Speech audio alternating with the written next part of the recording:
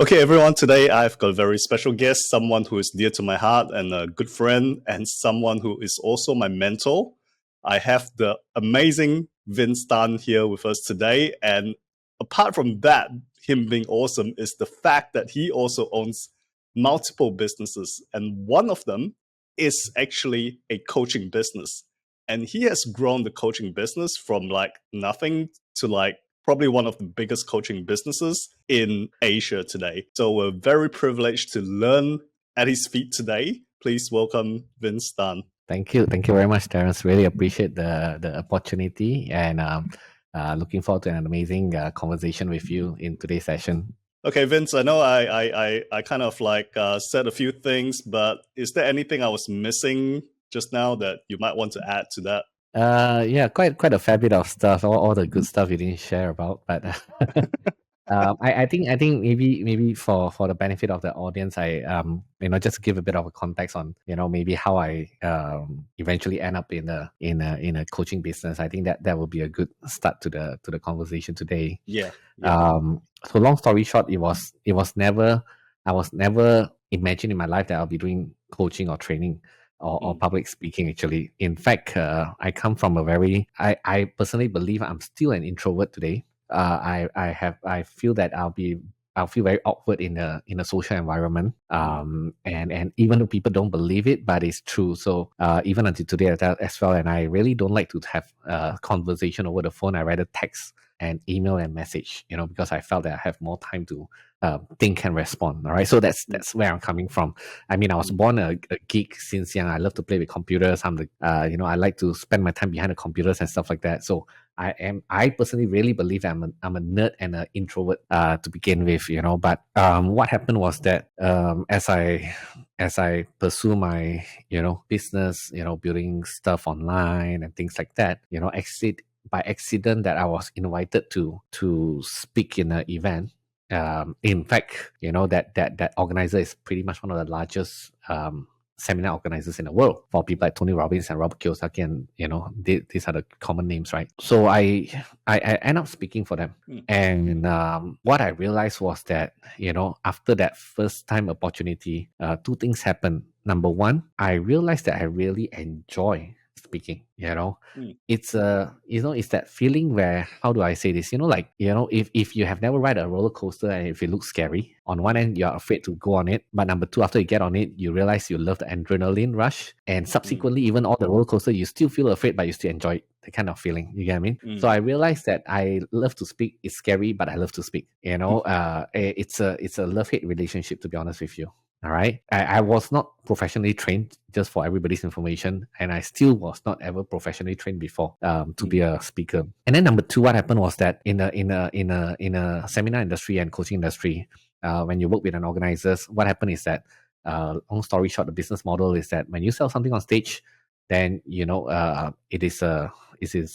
be a split of profit or revenue, whatever the percentage would be, 50-50, 40-50, 60-40 kind of thing. So what happened was that on my first attempt to speak on stage and trying to, sell a product or services, I don't know, it's just an accident or not, but out of all the multiple speakers who are much more experienced than I do, I ended up being the top closer for that event itself on my first try. That's amazing. So, so it is very fascinating and it's fun at the same time.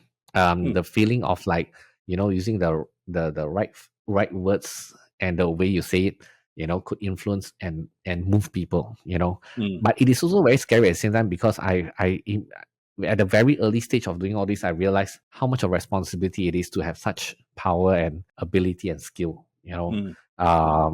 So I became the top closer, and what happened is that when you become top closer is you make a lot of money for them, right? So from the organizer perspective, it's just dollar and cents, of course, and they just bring you around the world. So from that one event alone lead to 3.5 years of every other week in different country. What year was this? Sorry, just for context. Maybe around 2009-ish. Okay. Or 2008, something along that line. All right. Okay. So it's been quite a while back, to be honest with you. It's been quite a while back. I was probably in my late 20s borderline 30, that kind of range. Yeah. And your hair I was think still all black. Your yeah, hair my was still hair all was black. 90% black at that time, you know. Okay, all right. So yeah, okay. So I didn't look back. I really enjoy it. I had a time of my life going around the world with them and, speak, sell, coaching, teaching, making impact into people's life. I was teaching about online marketing because that was what I was really, really good at back then. Mm. So it was, they came to me because they realized I was very good with online marketing. That's how it happens actually. So that was how I entrenched into it. And ever since then I really, really enjoyed that very much. But ironically, to think about it, right, one of my first job in my life and my last job in my life was being a lecturer as well in the university I graduated in. So in a way, it is also the same. It's like teaching and imparting knowledge and wisdom, right? So I realized I enjoy that feeling of seeing your student receive certain knowledge and skills or wisdom from you, and then it impacted their life in a way that's positive. So that feeling of like changing people's life, literally changing people's life. To me, that was the thing that became a pull factor for me.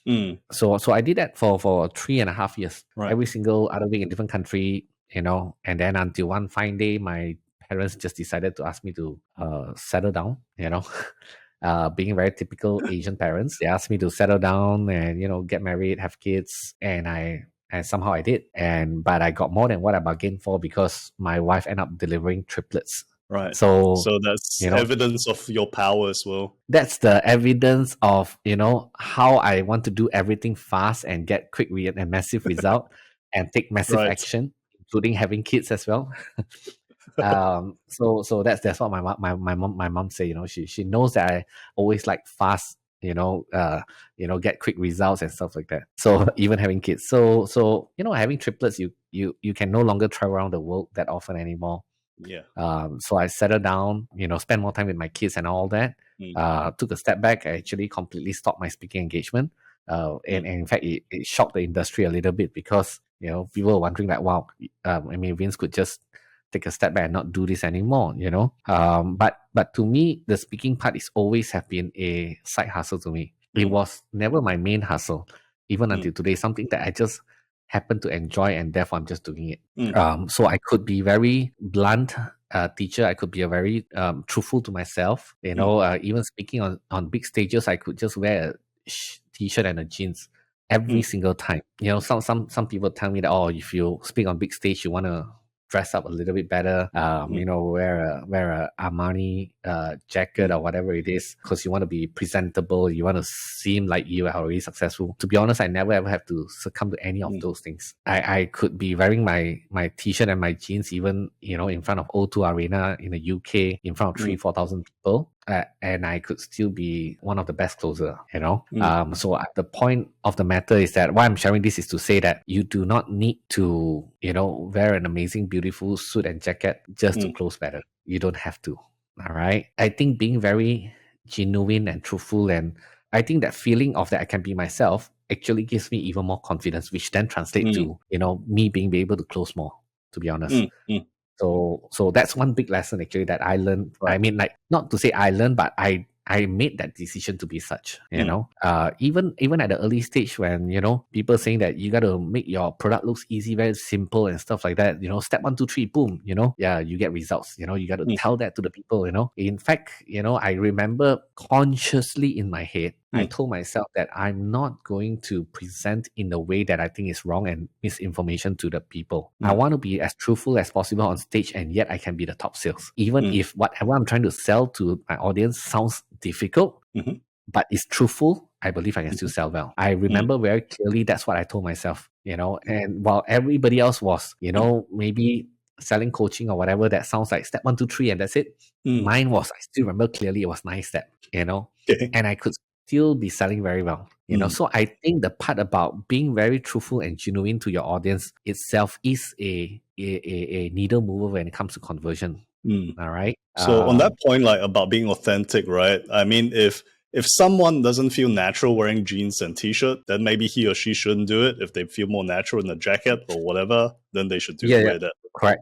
Of course. So, that's why I say if you wear whatever that you are ultimately very comfortable with, that puts you in the very confident zone. When you are very self-conscious about how people look at you and judge you and think about you, then half of your brain is keep processing that information on stage rather than just focusing on giving your best talk. You get what I'm trying to say? True. The energy is diverted to the wrong thing already if you're just not... Correct. Because if you're conscious about yourself and conscious about how people look at you, then you're going to play defensive, right? Yep. You are already setting yourself up, to be judged by people. Yeah. You see? Good point. So when you play defensive, there's only so much of room for maximum potential. In fact, it's the minimum potential. You get what I'm trying to say? Yeah. So when I come from a perspective of like, nothing to lose, I'm not embarrassed with wearing t-shirt and jeans. There's no limit into how far I can go, right?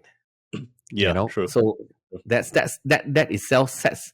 So I think that's a very invisible force that a lot of people don't realize. It's not just on this thing alone. Actually, I realize a lot of people setting themselves up for failures because of setting themselves up to be playing defensive than offensive, or playing for the attack, right? So I think that's a number one very big difference in how I approach things. I mean, like if you wonder like, oh, is this a strategy that I deploy just specifically for speaking? No, actually, it's just a way of life.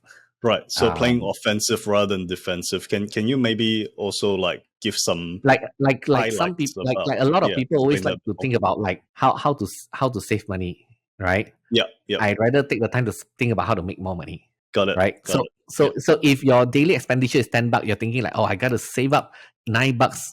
I mean $9 is $10 is the maximum you can save. Yep. Is there a limit of how much you can make? No. All right. So why do I focus on what I could potentially save? Or sometimes if I were to turn that around as well, Terence, is that like some people also think about how to protect what I have right now because I'm so afraid of losing that. So if you got 1 million, the maximum you can, if you think that way is, okay, if you have 1 million in your hand right now, and then you worry every single day you lose that 1 million, then the maximum you can do in your life is that you can save that 1 million in your hand right now. That's it. Instead of thinking that, hey, I could go out there and grab another 10 million.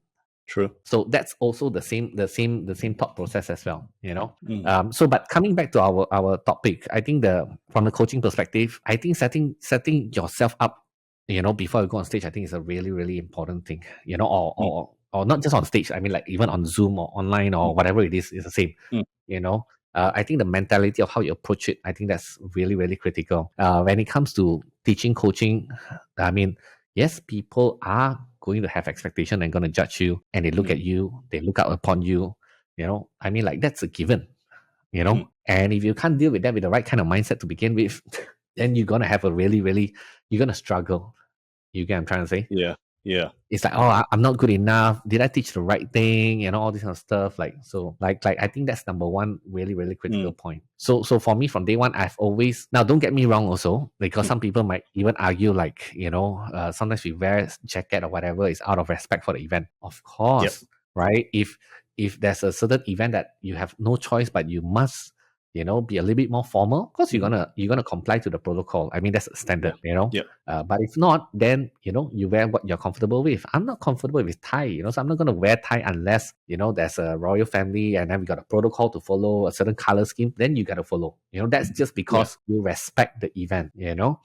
I'm wearing t-shirt. I'm not wearing a torn and tattered t-shirt. I'm not disrespecting my audience. I'm just being myself. I'm still wearing a decent t-shirt and not having holes around and stuff like that. I think that's fine too. So I think at the early stage, that's always been how I think and react, getting on stage and speaking to audience and stuff like that. So when I had the triplets, then I have to, take a step back for like almost 7 years. But the organizers has always been getting in touch with me. They keep wanting me to come back to speak again because obviously, you're making good money for them. They would love you to speak again. So after 7-8 years, I decided to come back again. And I like I said, I find joy in that. So I came back to speak again. I remember they quickly put me into a very big stage at that time. Like from a 7 years retirement, they put me back into a stage with 3,000 people live. What? And no warming up.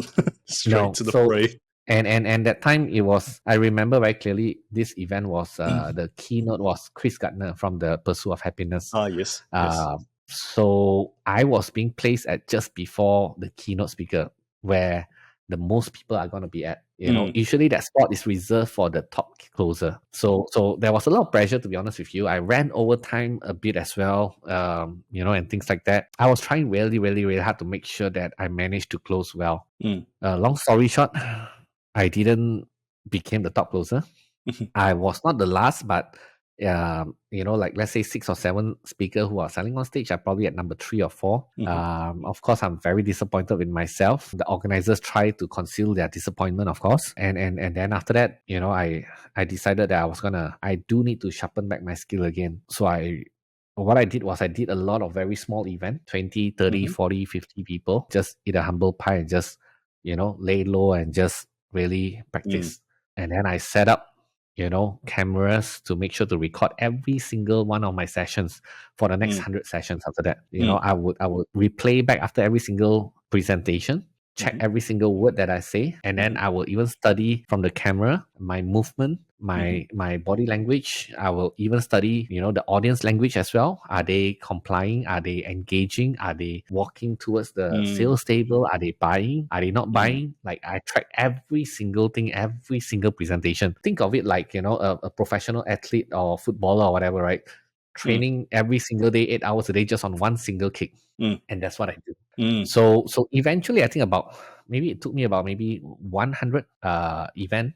So repeating it 100 times into live presentation, but on a smaller scale. There's the same presentation here. Yes, correct. The same presentation. And eventually that's how I ran back up my conversion, became the highest in the industry again, Wow. And then from that point onwards, it went crazy again, because you see, when you're a speaker, the event organizers, they don't like you to speak for any other event organizers, and rightfully so, because they feel that what if there's 2 organizers advertising for you at the same time, what about the confusion and stuff like that, right? So my conversion was so good and so consistent to the point that I have, at one point, I remember very clearly, internally, I was a little bit proud of what I achieved as well, because I've got 7 event organizers marketing me at the same time. Right. But the reason is because I'm so damn consistent that they are willing to accept that, whatever that they advertise, they might send some people to the wrong event, because in 1 week, the event organizers will have you have Monday, you will take Tuesday, you will take Wednesday, you will take Thursday, you will take Friday. Up to one point, I even have to have 2 sessions in 1 day. There was not enough slot for organizers as well. And they were willing to lose some leads to another organizers, if there's any confusion. Because when you scroll through Facebook at that point in time, at my peak of that particular session time, you could be scrolling down and you could be seeing 3 times I would appear in your feed, but actually it's 3 different event organizers, At 3 different locations. Correct. So, but I told the event organizers that if every single one of you spend equal amount of money, the confusion is equal spread across, you will not lose. You will lose 5, but you get back 5 from other organizers as well. But if you spend less, then you might be losing out. Yeah. So I was so consistent that I was the one that ended up sending, performance report to the organizers. And if that event doesn't work well, the event organizers are the one that will feel embarrassed, because they know that I will always hit my mark. They will probably think about where they've gone wrong with their marketing, actually. So that's how consistent I am, actually. That brings a good point. I mean, how many people are willing to do 100 events and record themselves and evaluate themselves? I've never heard of anyone do that. Yeah, I mean, so that brings up a point where, from the outside, people think that, wow, you're gifted in speaking. But, in actual fact, it is really, it involves a lot of training and preparation and practice, just like a professional athlete, So that presentation that was so well refined, I think that one 90-minute presentation that is used for selling a product, I think has done at least, if not, I think at least minimum hit close to, $10 million US. And that one presentation, pretty much 98% is the same thing. Has withstand the test of time over 7 years. All right. And even if I take that and replay in a recording, without me presenting it live, it is still converting at 30%. Amazing. So I'm saying this from the perspective of that. I'm of course very proud of my work, because I do put a lot of sweat and tears into it, Yep. But this is also to share with the audience who are listening to this, is that, behind a very, very successful presentation, there is a lot of work involved. But to put the kind of work involved, also, you got to have the right heart at the right place as well, you know? Yep. So that's where I think as a coach, it's really important, a coach or a trainer. I think first thing first is that you got to really have the heart to really want to serve and want to teach, and you really find a lot of joy in teaching. I think that's really, really, really important. I think that's the number one thing, you know, because if you're just in it for like turning this into a thinking that this could be just be a business and just pure dollar and cent, honestly, I don't think you will last that long, because you know, dealing with students, dealing with, you know, when it comes to teaching and all that, it's a very nurturing thing. If you don't have your students, you know, best intention in your heart, I really don't think that you should be a trainer. That's just my personal opinion. All right. But if you have that right intention and the right heart, is this a good business? I personally think it is. You know, it can be a good business if it's run in the right way. So for me, is that you know, when I teach, you know, entrepreneurship to my students and all that, I mean, the truth is that it helps me to filter the right people coming across to me, and eventually allows me to invest in them, invest in their business, you know, or connecting them to different people who needs different talents and all that. So I see much further than just them coming in and maybe just pay for my workshop, you know. I see it as a much longer term relationship, and that allows me to be extremely truthful and very blunt to my students and being straightforward to them, you know, because I see them more than that. So therefore, I have the intention to really want to make them, you know, as successful as possible, because I have the intention to invest in them as well, right? So if I don't have intention to invest in them, then all I care about is that you come into the workshop, I get paid, and then we move on with life, right? Why do I want to spend my time to nurture you and talk to you and try to identify whether you're the right talent or not, and then see how to build business together? Like, all these other things takes a lot of time and effort, you know. But of course, if it works out well, eventually turn into some kind of business that I'm involved in one way or another, then it will end up being a very big payday. So if you say financial standpoint, yeah, it is probably more lucrative than just selling a workshop. But to do that, I got to have a long-term view on you. You know, if I have a short-term view on you, then I just want your 300, 500, 1,000, 2,000, and I'll just walk away. So, Vince, I understand that's your business model where you kind of train your students and you invest in them. I mean, can you share some of your success stories there on what some of your students have achieved through and what you have achieved by investing in them? I think I've created a few hundred millionaires from scratch. Although I don't track them, you know, we have kids who just come in at 17 years old and then become a millionaire within a year. I have one kid who come into my class, cannot even afford my class in the first place at the age of 19. In fact, it nearly didn't happen because he was asking for some kind of flexibility when it comes to the tuition fee. It was my wife that reminded me about it, you know, because she happens to be at that event that day, and remind me that, hey, you don't forget that you promised to do a deal for this boy. And then I think what happened was we end up striking a deal and say that you could pay half today and come into the class, and then the other half is paid over a 6 month period. And the first very obvious thing that caught my attention was that he paid on time every single month without us having to chase for it. And to me, that's a very important factor when it comes to, I mean, it was a very important pattern that I saw, because it really tells me a lot about this boy, you know. So at the age of 19, he came in, and then 2 years and 3 months later, he came to the point that he was able to buy his dream car, a Lamborghini. So that was at age 21 that he bought a Lamborghini, a red Lamborghini. And every year he will drive his Lamborghini to my house and buy me durian, because he knows I love durian, that smelly fruit. And you know, this kind of little things actually really motivates me to continue to do what I do when it comes to the education business. You know, that feeling of like, you know, you taught someone and that person's life has changed forever. I mean, changing people's life is really, I feel, is a superpower. And the kind of non-monetary reward you receive will be something that is, if you know, today I don't do anything else, you know, I am very proud of what I've achieved with the students that I work with, you know. You know, I can't see any other career that can get me that kind of, you know, that kind of sense of satisfaction. Yes, that's right.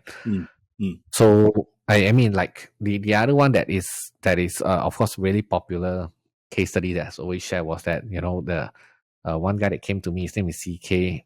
He had no idea what to do when he came to my workshop. Always wanted to be an entrepreneur. He was under employment for a long time. After a couple of times coming to my workshop, I ended up giving him an idea to sell white shirt. Sounds nothing special, but of course, I have some insights onto why I think white shirt would have been a very successful business. So I gave him the idea. I taught him what to do, and he did a product launch on that, and we did $1 million in sales within the first 10 days selling white shirt. But that's not the best part. Actually, the best part is that we collected this 1 million in cash, and we promised to deliver the shirt 3 months later, because we didn't want to take the risk of putting order onto the shirt from the factory if we're not going to have any order at all. So that was one of the skills that I teach my student, by the way. So what happened was, so we did $1 million, and the company eventually worth 26 million within the first 16 to 18 months. Nice. And now they have their flagship store in shopping mall.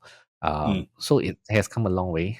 But so these are just some of the interesting case study. Nice. And they are the one that drives me forward to do what I do every single day. Nice. Vince, in the industry, you also are kind of well known for your balls of steel, and I've experienced your balls of steel personally as well. Not in a physical way, but in a business sense, right? So don't get me wrong. Tell us some of those stories where you just see an opportunity and you just go full out on it. And for most people, like for me, for example, that's like, whoa, that's super risky. But what's your thought process behind it, and how do you do it? Well, actually, it's not risky, to be honest. I think it is about figuring out all the necessary numbers and statistics to back you up to make that kind of decision, where to others it feels like it's a very bold decision, right? I mean, like about, let's say, expanding on a business, spending money on advertisement, 10,000, 50,000, 100,000, 200,000, 300,000, on a single campaign. I mean, it wasn't like, from day one that we spent 300,000 on a campaign, you see.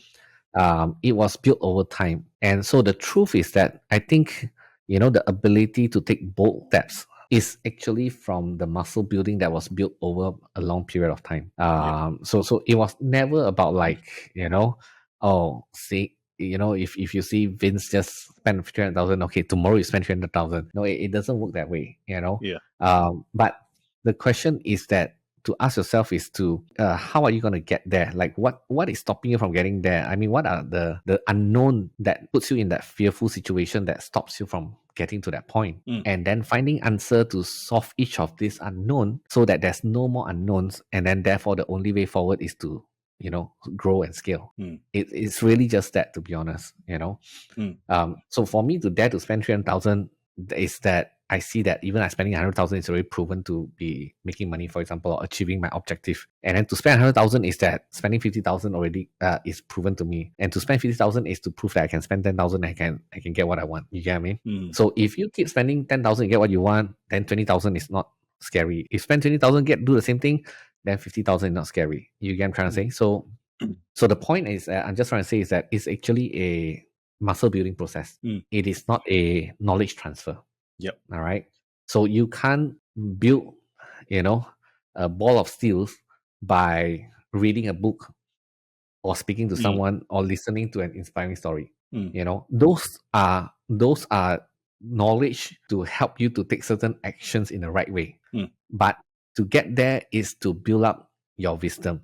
And to build up wisdom is something that you need to take time. You need to take action. The actions that you make that will lead you to the right and the wrong result, and get you what you want and not getting you not what you want, and you fall down. Sometimes you make mistakes, sometimes through your actions. Those are the things that create experiences and eventually leads to wisdom. Wisdom is where then you intuitively know this is right, this is wrong. So that one is something that unfortunately, that's the revelation I got recently, where I realized that why people are super successful, it needs to take time. Why billionaires are much older people. I'm not talking about the outliers, because the outliers or lottery winners, that doesn't fall into this equation, right? But generally, successful people, millionaire or billionaires, I always ask the question, why does it take 5-10 years to make your first million? Why does it take 20-30 years to become a billionaire? I was like, why can't I just talk to another billionaire, and then after that, 5 weeks later, I become a billionaire. Why can't it Mm. be that way? And then I finally come to an answer for that, because the process of becoming a billionaire or millionaire or whatever, mega results that you want to achieve is a muscle building process. It requires you to build muscle to see long term. So you can't read a book and tomorrow you say that I've acquired the ability to see long term. You can't. Right. Because Yeah. every human being are born to wanting, instant gratification. They want instant result. They want everything fast. And in today's society, it's even faster. All right. I mean, let's admit it. All of us would love instant result. Every single one of us would love to have best result, highest result, fastest result in the shortest period of time with the least amount of work. Yep. Who doesn't? And that is the issue. That's the thing that's stopping us from becoming mega successful, actually. So to see long term is that you dare and willing to forgo short term and then build up the experience of, like, let's say you tend to make decisions of based on you want a weekly result, and then you choose to try 2 weeks, and then you realize that, hey, you got a better result in 1 week. Then you try 1 month, and then you try 2 months, 3 months, 5 months, 1 year, 2 years, 5 years, 10 years. As you do that and you get results, something positive, it reinforces your belief system. You dare to take longer term, you see. And we know that long term will lead to better results. It's a snowball effect. So unfortunately, the bad news is it's a muscle building process. Right. There's no shortcuts. Yeah. But the good news is, if you have that conscious understanding and consciously train yourself, to build that muscle to be able and willing to accept longer term, then you will gear yourself and ready yourself for a long-term success. Nice. So I got another question, because nowadays you train a lot of coaches in their businesses and you even invest into their businesses to help them to grow. What are some of the key factors you see that create successful coaching businesses? And what are some of the key factors that hold these businesses back from growing? So it does fall down to some of the fundamentals I just mentioned just now. But I think the number one key factor is that, having that right heart at the right place is one of the most important factor, actually. Do you think that's just for coaches or for any business owners? Of course, it's for any businesses, but if we talk specifically for coaches alone, I still think it's the same thing as well. Like, you got to have the right heart with the right intention and have that serving mentality. Being a teacher or coaches or trainers is that you're serving the students. What the student care about is the most important thing. So putting others above self, can you do that? Can you lower your ego to do that? Can you put other people's needs ahead of yours? So I think that's number one most important thing, because without the right heart and intention, you could do it, you could teach, you could do all this stuff, but you probably won't stay long in doing that. Of course, you might say that it's the same for a lot of other things, but I think specifically for coaches and trainers, even more. The requirement of having, empathy, serving mentality, having the right heart, I think those few key attributes is really, really important. All right. And when you have that, then the other part about being successful trainers and coaches, like, how to market yourself right, scaling and stuff like that. All those other stuff, in my personal opinion, it's secondary. That one has got to do with, it's just mechanical stuff, like finding the right marketer, finding the right people to do the job and all that.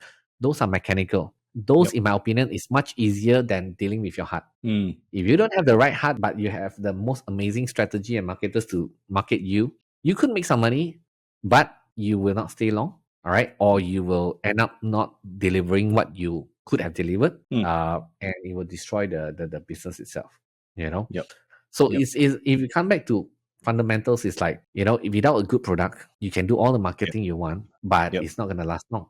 But if you are the right product, even on the worst case, your marketing is not so perfect, you will still have sales, So I think I mean, looking at so many speakers, I think speakers who have the right heart, I think is the number one key thing. So when I invest in trainers and coaches, that's one of the first things that I got to look for. When they have the right heart and intention, I know that everything else, to be honest, will be much easier. Awesome. And is there anything that are common things that hold them back from growing?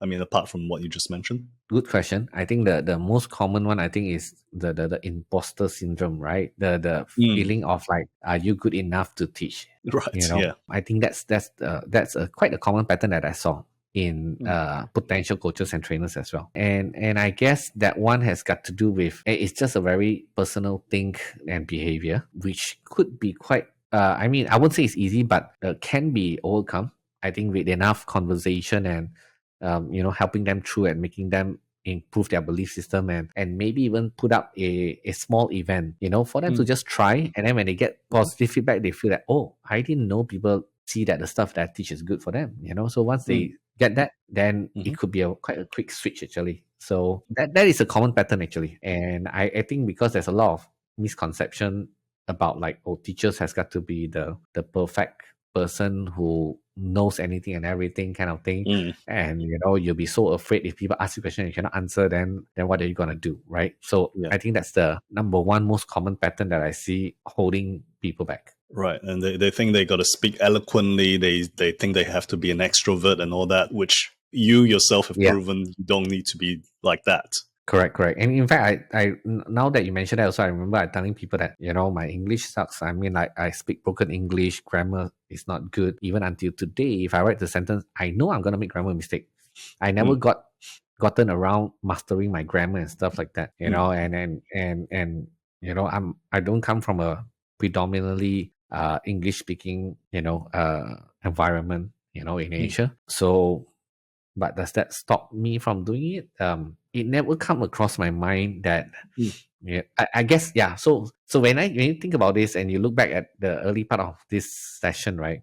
Yeah. It comes to like, how much of self-conscious you have about how people look at you and perceive about you. So I guess I don't really give much thoughts on that. So that's why, like, all these things about imperfection does not affect me. My horrible English doesn't affect me. In fact, last time before my eye operation, I have this cross eye thing, which doesn't makes me look that much more handsome in any way. In fact, when the doctor asked me like why I want to do this operation, is it because I got lack of confidence or whatever? I say no, nothing. I just want to make it look a little bit normal. That's all. Does it affect me at all in terms of my confidence level? The answer is totally zero. But the problem there, Vince, is you're already at level 10 handsomeness, so you can't go higher. So I mean, like, I don't know. It just never come across my mind like, does my look is gonna make me like, people is gonna judge me or whatever and all that. Like, I don't know, for some weird reason, these things never really bother me. I understand you were not just selling in Asia at that stage. You were going to the UK, you were traveling to the US, and you were selling on big stages there as well. And you were still one of the top closers as well, despite your English, despite your, what you wear and all that kind of stuff. Yeah, correct. In fact, I was more active in the UK last time. And I'm proud of it that, we can do cross-border knowledge exchange without having to worry if you are inferior or superior or whatever it is. I think when we throw that ego out the window, then more knowledge can be transferred across each other. Everybody's just going to be in a better place. So I think that this mentality has served me very well. Okay. A quick question about tactics, right? I understand many of the coaches who are listening today may be like just doing like coaching for, a handful of people in their coaching business. What is the first steps for them to like kind of take the next step to do platform selling or getting on stage and selling on webinars? What do you think should they do to get to that level? Oh, so for me, the framework is that, to first of all put together like a 30 to 40 people workshop. It is to really run through your workshop with a live audience, 30, 40 people, and quickly get their feedback, let them tell you how is it, they love it, they hate it, boring, enjoying it, and at the end of each of this kind of session is to, get feedback from them and let them tell you like, after the workshop, what they were hoping to look for subsequently, what help do they need, and that will give you insights of to what you could possibly offer. So in the first workshop you will not really pitch much, All right. Mhm. In fact, the first workshop, you probably won't make any money. You should probably try to do it for free so that because you get paid with insights from these people who will spend, 1 day, 2 days, or 3 days with you, Nice. So the framework will be to run 2-3 workshops, probably pro bono, and then every workshop improve from the previous workshop. And once you get to the 2 or 3 workshops, by then you have enough insights that will help you to improve your workshop to a level that you're probably quite happy with, and you've probably got a lot of good feedback by then, and even good testimonial by then. And those testimonial that you get from those first few classes would feed into a marketing campaign for your subsequent classes if you decided to move forward and commercialize it, And by then, you would also have enough insights to tell you that after your workshop, what else do they need help with? Instead of you guessing what they want, they tell you what they want and you give them what they ask for. Nice. So then after that, the next phase will be to go into commercialization, create a proven workshop, and maybe even a proven offer. So that this process, in my opinion, is probably one of the easiest process, and it builds confidence along the way. So many people get it wrong when they started that time. They wanted to immediately think about how much they want to sell it for. And then they go to the market, they try to sell, and then they realize that, it's not working out, and they give up very quickly, So the problem is not having a good frame. I mean, to me, I like to develop framework and help, my fellow business partners and students and all that. When I build a framework for them to, start any kind of business, it has to incorporate with confidence building as well. That way, we reduce the chances of making big mistakes or losing a big chunk of money, because destroying confidence to build that up again takes a long time.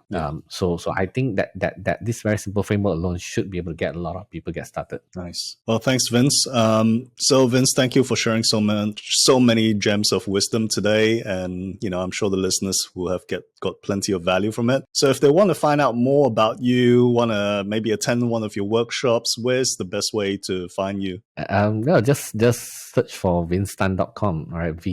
vincetan.com. Okay, that's easy enough. So vincetan.com. All right, Thanks, Vince, for being on the show, and I'll look forward to see you maybe again on the show in the future. Thank you very much, Terence. Appreciate it, and have a nice day.